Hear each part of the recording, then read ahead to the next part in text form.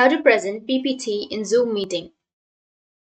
So if you want to present PPT in Zoom meeting, then what you need to do is first you just need to simply open up your browser. Once you open up your browser, you need to go with search, and under search you need to search for Zoom and then log into your Zoom. You can also go with your application if you have your application. And once you're here, you can go with a new meeting. So join a meeting. And once you've joined, what you need to do is just simply go with the share screen option, which is here. But before that, you need to open up your PPT.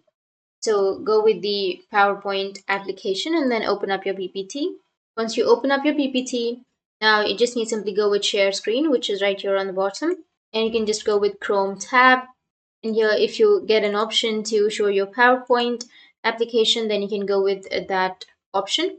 Or you can just simply go with window and go with share, which is right here on the bottom. So select that and then go with share. And now you're sharing your screen. So you can simply open up your PowerPoint, and here on the bottom, as you can see that it says app.zoom.us is sharing a window, which is this one. So that's it.